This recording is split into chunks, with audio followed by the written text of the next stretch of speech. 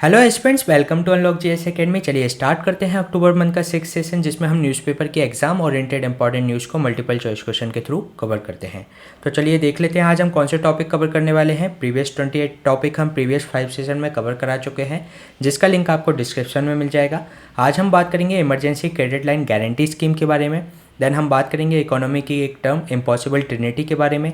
Modern India के important personality Shyamji Krishna Varma के बारे में डिस्कस करेंगे। Codex committee on spices and culinary herbs के बारे में चर्चा करेंगे। एक मैप बेस्ड क्वेश्चन जिसमें आज हम साउथ चाइना सी के बारे में डिस्कस करेंगे। एक ऑर्गेनाइजेशन बेस्ड क्वेश्चन जिसमें आज हम organization of petroleum and economic corporation यानी कि ओपेक के बारे में चर्चा करेंगे। तो चलिए स्टार्ट करते हैं। First question emergency credit line guarantee scheme के बारे में है, जिसके रिगार्डिंग आपको 3 स्टेटमेंट दिए गए हैं।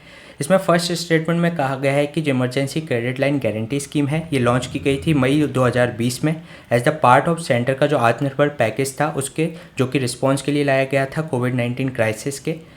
सेकेंड स्टेटमेंट में कहा गया है कि इस स्कीम का जो उद्देश्य है कि necessary collateral free liquidity loan provide कराया जाए फॉर द स्मॉल बिजनेस जो कि स्ट्रगल में है, साथ ही साथ अदर सेक्टर के लिए। थर्ड स्टेटमेंट में कहा गया है कि जो फर्स्ट टाइम बोरोअर्स हैं, नॉन परफॉर्मिंग एसेट्स जो अकाउंट्स है वह भी इस स्कीम के अंतर्गत फंड रेज कर सकते हैं। तो इसमें आपको करेक्ट स्टेटमेंट फाइंड आउट करना है। तो चलिए देख लेते हैं इसका आंसर।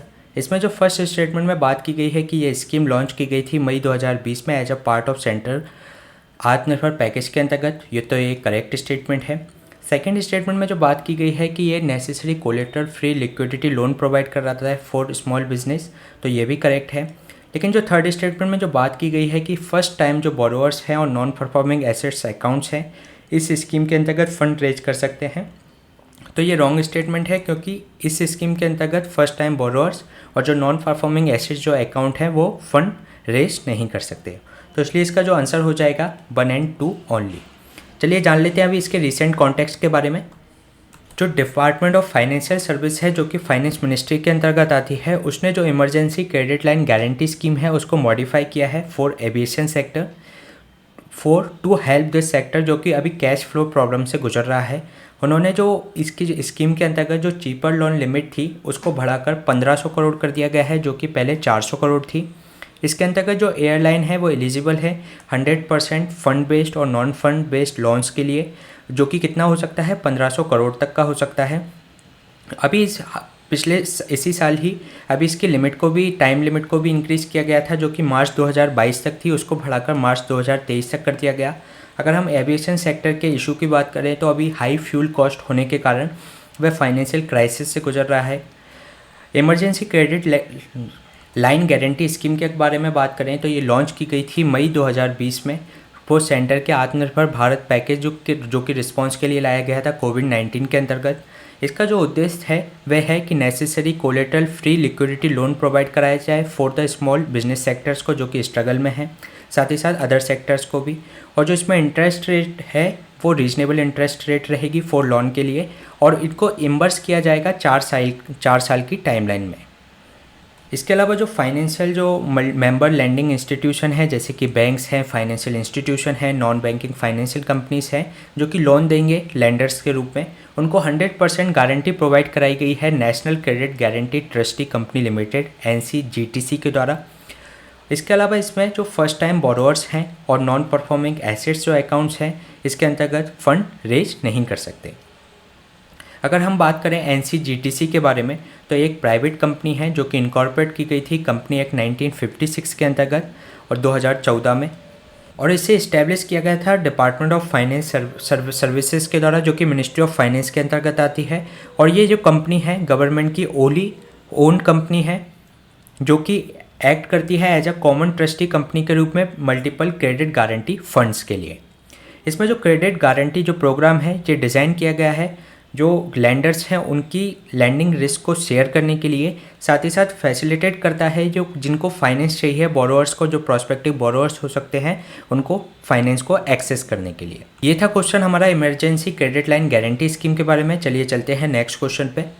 नेक्स्ट क्वेश्चन इकोनॉमी की एक टर्म इम्पॉसिबल ट्रिनिटी के ऊपर है, जिसके रिगार्डिंग आपको 2 स्टेटमेंट दिए गए हैं। फर्स्ट स्टेटमेंट में कहा गया है कि जो इम्पॉसिबल जो ट्रिनिटी है रेफर करती है कि इकोनॉमी एक साथ परस्यू नहीं कर सकती इन 3 चीज़ों को, कि वह इंडिपेंडेंट उसकी मॉनेटरी पॉलिसी हो, फिक्स एक्सचेंज रेट भी हो, साथ ही साथ free flow of capital across its border भी हो।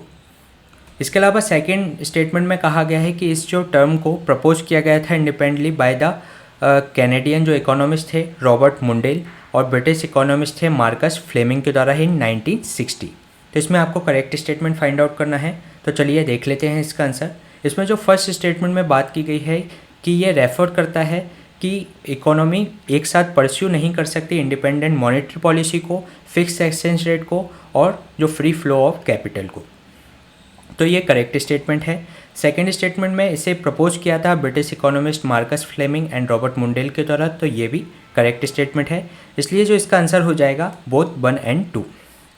अभी ये रिसेंट में ये टर्म इसलिए चर्चा में है क्योंकि अभी यूएस ने अपनी फेड रेट को इंक्रीज़ किया है, फेड रेट को अभी इंक्रीज़ किया है, और जिससे कि जो हमारे FIIs हैं, जो फॉरेन इन्वेस्टर्स हैं, वो फंड को शिफ्ट कर रहे हैं भारत से।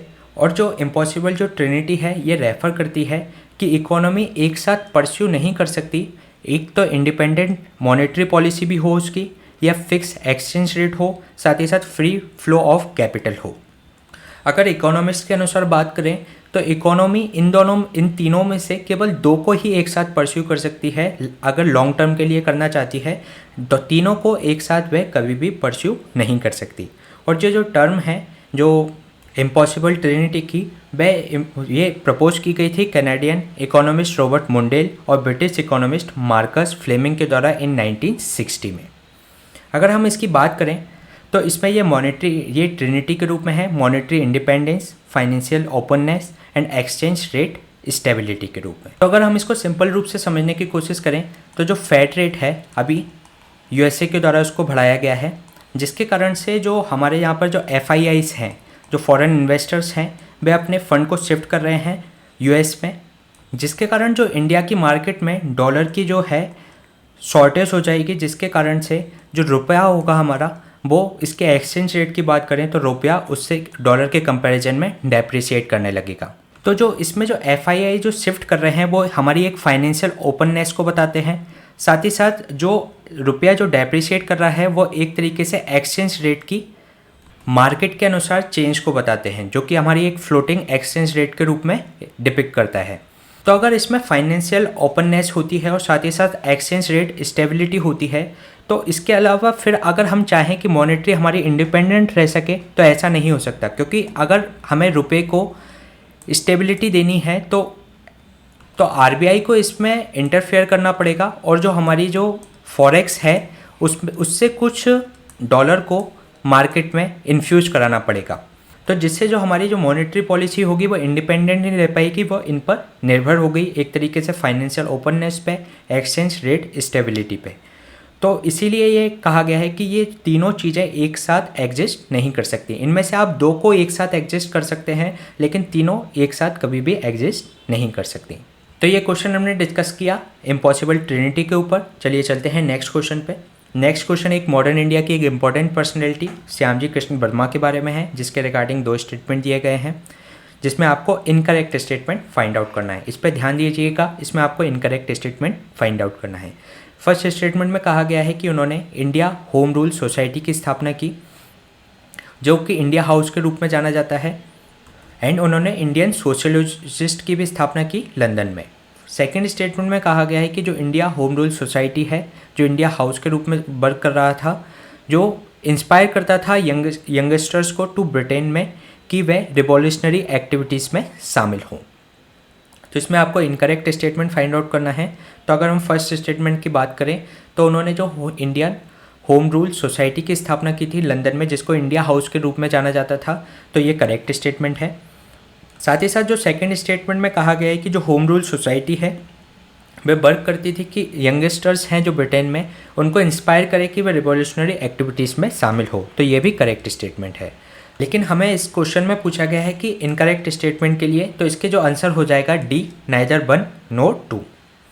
अगर हम इनके बारे में बात करें तो ये इंस्पायर्ड थे बाल गंगाधर तिलक और स्वामी दयानंद सरस्वती से, साथ ही साथ ये हार्वर्ड स्पेंसर जो थे उनसे भी काफ़ी प्रभावित थे। इन्होंने फाउंड किया था Indian home rule society, India house के नाम से भी वह जानी जाती थी। साथ ही साथ इंडियन सोशोलॉजिस्ट भी इन्होंने लंदन में फाउंड किया था। जो इंडिया की जो होम रूल जो सोसाइटी थी, ये जो इंडिया हाउस वर्क करती थी कि वह इंस्पायर करे यंगस्टर्स को कि वह रिवॉल्यूशनरी एक्टिविटीज़ में शामिल हो फॉर अपने रिप्रेजेंटेशन के लिए इंडिया के।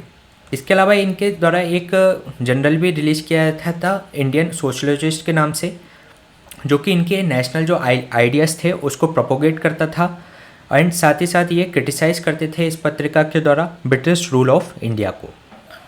इसके अलावा जो श्यामजी कृष्ण वर्मा थे, ये फर्स्ट प्रेसिडेंट बने बॉम्बे आर्य समाज के। ये इंस्पायर्ड थे वीर सावरकर से, जो कि मेंबर थे इंडिया हाउस लंदन के।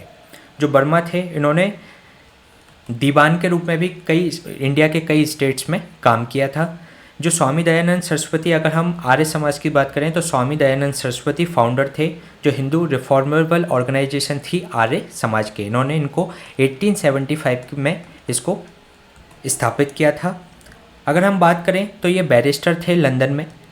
जब 1905 में इनको उससे बार कर दिया गया प्रैक्टिस करने के लिए इनर टेम्पल के द्वारा, वो वहाँ की एक बार काउंसिल थी इनर टेम्पल, उसके द्वारा इनको बार किया गया। साथ ही साथ क्योंकि इन्होंने जो कॉलोनियल गवर्नमेंट के खिलाफ ये लिखते थे, उसके लिए इन पर सेडिशन के चार्जेस लगाए गए।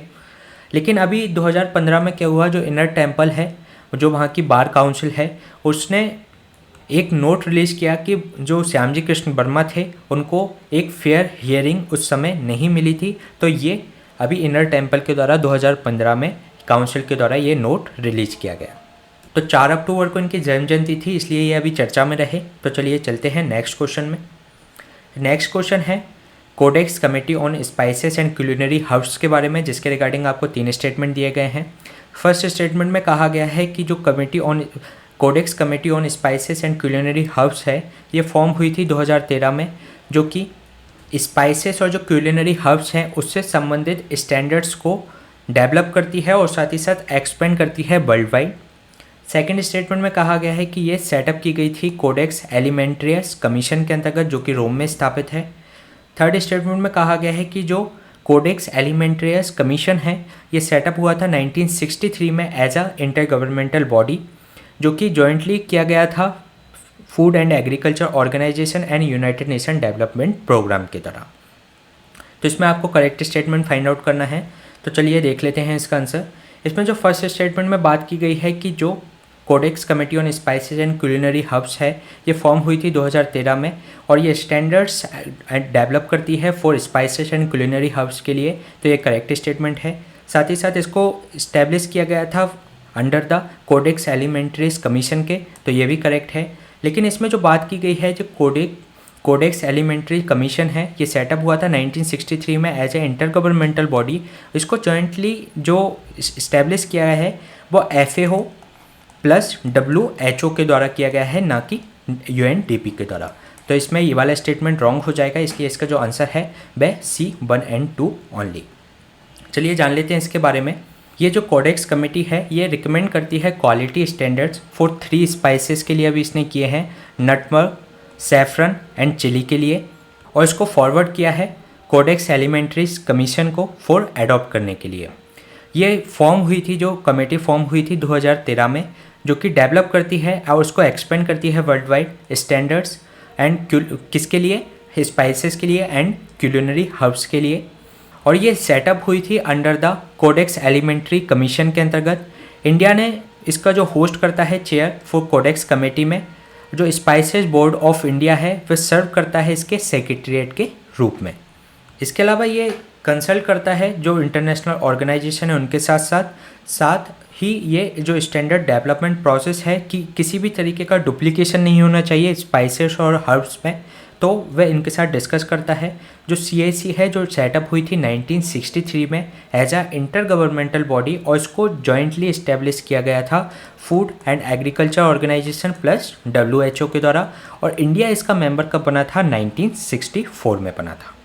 इसके अलावा अगर हम इनकी बात कर लें कोडेक्स एलिमेंट्रीज क्या हैं, तो जो कोडेक्स एलिमेंट्रीज हैं, ये collection of the international food standards हैं, जो कि अडॉप्ट किए गए थे कोडेक्स एलिमेंट्रीज कमीशन के द्वारा।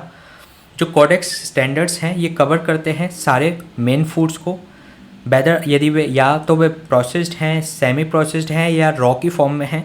जो कोडेक्स जो प्रोविज़न है ये हाइजेनिक और न्यूट्रिशनल क्वालिटी पर ध्यान देता है, साथ ही साथ जो माइक्रोबायोलॉजिकल नॉर्म्स हैं उन पर भी ध्यान देता है। फूड एडिटिव्स हैं, पेस्टिसाइड्स हैं, वेटरनरी ड्रग रेसिड्यूज हैं, जो कंटेमिनेट्स थिंग्स हैं या कोई लेबलिंग एंड प्रेजेंटेशन के ऊपर risk sampling and risk analysis का काम करता है कोडेक्स स्टैंडर्ड्स के द्वारा।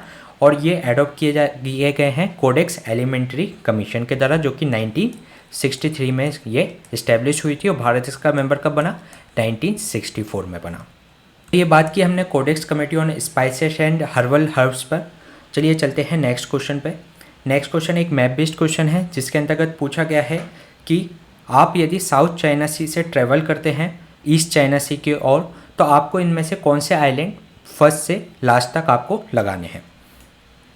तो इसमें आप फर्स्ट है पारासेल आइलैंड, सेकंड है Pratas island, Spratly island and Senkaku island. तो इसमें आपको नीचे साउथ चाइना सी से ऊपर ईस्ट चाइना सी की तरफ जाना है। तो इसमें सबसे पहले पड़ेगा आपका स्पार्टले आइलैंड, देन आपका पारासेल आइलैंड, देन आपका Pratas island and then Senkaku island. तो इसका जो आंसर हो जाएगा A3124। चलिए देख लेते हैं इसके मैप के थ्रू।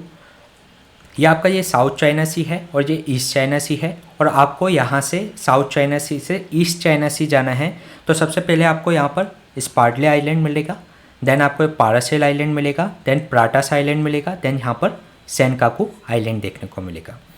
ये एक 9 डैश लाइन के रूप में है, जिस पर चाइना अपना हिस्टोरिकल दावा करता रहता है, जो कि आसपास के जो कंट्री हैं उनके साथ साउथ चाइना सी का इशू हमेशा बना रहता है। ये था हमारा क्वेश्चन मैप बेस्ड। चलिए चलते हैं नेक्स्ट क्वेश्चन पे। नेक्स्ट क्वेश्चन एक ऑर्गेनाइजेशन बेस्ड क्वेश्चन है, जिसमें ओपेक के बारे में हम चर्चा करेंगे, जिसके रिगार्डिंग आपको 3 स्टेटमेंट दिए गए हैं। फर्स्ट स्टेटमेंट में कहा गया है कि जो organization of petroleum exporting countries है, एक परमानेंट इंटर गवर्नमेंटल ऑर्गेनाइजेशन है, जो कि क्रिएट की गई थी बगदाद कॉन्फ्रेंस 1960 में। सेकेंड स्टेटमेंट में कहा गया है कि नॉन एपेक मेंबर हैं, जो कि एक्सपोर्ट करते हैं क्रूड ऑयल का, वह ओपेक्स प्लस कंट्री के रूप में टर्म किए जाते हैं। थर्ड स्टेटमेंट में कहा गया है कि इसकी जो मेंबरशिप है ओपन है फॉर एनी कंट्री जो कि सब्सटेंशियल एक्सपोर्टर है ऑयल का। तो इसमें आपको करेक्ट स्टेटमेंट फाइंड आउट करना है। तो चलिए देख लेते हैं इसका आंसर। इसमें जो फर्स्ट बात की गई है कि ओपेक को एक परमानेंट इंटर गवर्नमेंटल ऑर्गेनाइजेशन है, जो कि क्रिएट की गई थी बगदाद कॉन्फ्रेंस 1960 में। तो ये करेक्ट स्टेटमेंट है। साथ ही साथ एक नॉन ओपेक कंट्री जो कि एक्सपोर्ट करते हैं क्रूड ऑयल का, उनको ओपेक प्लस कंट्री के रूप में जाना जाता है। तो ये भी करेक्ट है। थर्ड स्टेटमेंट में जो बात की गई है कि ये सब्सटेंशियल एक्सपोर्टर ऑफ ऑयल हैं, वह भी इसके मेंबर बन सकते हैं। तो ये भी करेक्ट है। तो इसलिए इसका जो आंसर हो जाएगा D1, 2 एंड 3। चलिए जान लेते हैं अभी ये चर्चा में क्यों रहा। जो ओपेक प्लस ने, जो कि ओपेक से अलग पेट्रोल एक्सपोर्टिंग कंट्री है, उसने जो कोविड-19 पेंडेमिक के बाद अभी उसमें पेट्रोल के प्रोडक्शन में कमी का ऐलान किया है कि वे आगे क्रूड ऑयल के प्रोडक्शन को कम करेंगे। इसका कारण क्या बताया जा रहा है कि अभी रिसेशन का डर है आगे, साथ ही साथ यूएस की जो इंटरेस्ट रेट बढ़ गई है, साथ ही साथ जो डॉलर है वो स्ट्रॉन्ग होता जा रहा है, जिसके कारण से इन पेट्रोलियम कंट्री को जो क्रूड ऑयल के ऊपर जो रिटर्न मिलना था वह कम होता जाएगा। इसके अलावा इसका जो इम्पैक्ट पड़ेगा कि क्रूड ऑयल की मार्केट में प्राइस बढ़ जाएगी, जिसके कारण से जो इंडिया जैसे जो पेट्रोल के इम्पोर्टर कंट्री हैं उनके ऊपर काफ़ी इम्पैक्ट पड़ेगा। इसके साथ तो ये इन्फ्लेशन बढ़ेगी, और जो क्रूड ऑयल इम्पोर्टर जो कंट्री हैं जिनका जो एनर्जी है वह इम्पोर्ट पर ही निर्भर है, तो ऐसी कंट्री को बैलेंस ऑफ पेमेंट क्राइसिस भी आ सकता है। तो ये इसके इम्पैक्ट हो सकते हैं। देख लेते हैं ओपेक के बारे में। जो organization of petroleum exporting country है, एक परमानेंट इंटर गवर्नमेंटल ऑर्गेनाइजेशन है, जो कि क्रिएट की गई थी बगदाद कॉन्फ्रेंस 1960 में, जो कि किसके द्वारा की गई थी? Iran, Iraq, Kuwait, Saudi Arab and Venezuela. उसका जो हेडक्वार्टर है वह वियना, ऑस्ट्रिया में है। ये जो सप्लाई को मैनेज करता है, साथ ही साथ ऑयल की प्राइस को भी निर्धारित करता है वर्ल्ड मार्केट के अंतर्गत, और जो फ्लक्चुएशंस आते हैं ऑयल प्राइसेस में उसको कम करने का ये प्रयास करता है। इसके अलावा इसकी जो मेंबरशिप है सभी कंट्रीज़ के लिए खुली हुई है। वह सब्सटेंशियल एक्सपोर्टर होना चाहिए ऑयल्स का। साथ ही साथ उसके जो ऑर्गेनाइजेशन के जो आइडियल्स हैं उसको शेयर करना चाहिए। जो नॉन ओपेक कंट्री हैं जो कि एक्सपोर्टर हैं ऑयल्स के, वह उनको ओपेक्स प्लस कंट्री के रूप में जाना जाता है, जो कि अजरबैजान है, बहरीन है, ब्रुनेई है, कजाकिस्तान है, मलेशिया है, Mexico, Oman, Russia, south Sudan and Sudan. ये वह कंट्री हैं जो कि ओपेक की मेंबर नहीं है लेकिन क्रूड ऑयल का एक्सपोर्ट करती हैं, तो उनको ओपेक्स प्लस कंट्री के रूप में जाना जाता है। इसके अलावा हम ओपेक कंट्रीज़ की अगर हम बात करें तो इसको हम एक ट्रिक से याद कर सकते हैं, गैबोन, ओरा, एविल, स्किन के रूप में, जिसमें गैबोन से पूरा गैबोन हो जाएगा। देन ए से अल्जीरिया, यू से यूएई, आर से रिपब्लिक ऑफ कॉन्गो एंड ए से अंगोला, ये आपका ओरा से हो गया। देन ईविल से, ई से इक्वेटोरियल गिनी, वी से वेनेजुला, आई से Iraq and Iran and L से लीबिया, ये ईविल से। एंड देन बात करें स्किन की तो एस से सऊदी अरबिया, के से कुवैत, आई से ईरान एंड एन से नाइजीरिया। यहाँ पे एक ये आई से केवल इराक है, ईरान नहीं है। आई से जो स्किन में है वह आपका आई से ईरान है। इसमें जो 13 कंट्री हैं ये ओपेक के मेंबर हैं, और जो मैप में दिया गया है कि इक्वाडोर और ये कतर, ये पहले ओपेक कंट्री थी लेकिन अब ये ओपेक से बाहर हो गई हैं, इसलिए आप केवल 13 कंट्री बची हुई हैं, जिसको हम याद कर सकते हैं गैबोन, ओरा, एविल, स्किन के रूप में। इसके अलावा हम बात कर लेते हैं India strategic petroleum reserve limited यानी कि ISPRL के बारे में। ये क्रूड ऑयल स्टोरेज फैसिलिटी होती है जो कि मैनेज की जा रही है India strategic petroleum reserve limited के द्वारा। ये ISPRL की अगर हम बात करें तो ये होली ओन सब्सिडरी है of oil industry development board के अंतर्गत, जो कि आती है ministry of petroleum and natural gas के अंतर्गत। अगर हम स्ट्रेटेजिक जो पेट्रोलियम रिजर्व की बात करें तो ये एक huge stock piles of crude oil होता है, जो कि क्रूड ऑयल की किसी भी तरीके की क्राइसिस से लड़ने के लिए ये बनाए जाते हैं कि यदि फ्यूचर में कोई सप्लाई डिस्रप्शन आता है तो उस स्थिति में इस रिजर्व का यूज किया जा सके। यदि हम इंटरनेशनल एनर्जी एजेंसी की बात करें तो इसके अनुसार कंट्री को जो कि इसकी मेंबर हैं उसको ऑब्लिगेशन होता है कि वह 90 दिन का जो ऑयल रिजर्व है वह अपने यहाँ पर मेंटेन करें, और यदि किसी तरीके का सीवियर ऑयल सप्लाई डिस्ट्रप्शन आता है तो IEA मेंबर डिसाइड करते हैं कि वह इस स्टॉक्स को मार्केट में रिलीज़ कर दें by the collective actions. India जो इसका एसोसिएटेड मेंबर बना, इंटरनेशनल एनर्जी एजेंसी का इंडिया भी मेंबर नहीं है लेकिन इसका एसोसिएटेड मेंबर बना 2017 में। अगर हम इंडिया के जो स्ट्रेटेजिक क्रूड ऑयल स्टोरेज की बात करें तो अभी ये लोकेटेड है विशाखापट्टनम आंध्र प्रदेश, मंगलुरु कर्नाटक एंड पादुर में, जो कि कर्नाटक में स्थित है। इसके अलावा इस बार के बजट में 2 को और इंट्रोड्यूस किया गया है, चांदी कोले और पादुर में भी उसकी जो कैपेसिटी है उसको इंक्रीज़ किया जाएगा। चांदी कोले एंड पादुर कर्नाटक में उनको इंक्रीज़ किया जाएगा। साथ ही साथ जो ये स्ट्रेटेजिक रिजर्व का जो कॉन्सेप्ट है फर्स्ट टाइम के 1973 में आया था जब ओपेक ऑयल क्राइसिस हुए थे। इसमें जो IEA की जो रिक्वायरमेंट होती है कि IEA मेंबर के पास 90 दिन का जो रिजर्व होना चाहिए। अगर हम इंडिया की बात करें तो इंडिया के पास अभी 9.2 डेज़ का ही अभी पेट्रोलियम रिजर्व है। यह हमने डिस्कस किया इंटरनेशनल ऑर्गेनाइजेशन ओपेक के बारे में। इसी तरीके के सेशन हम आपके बीच में लाते रहेंगे। Please stay tuned and subscribe the unlock GS academy. Thank you.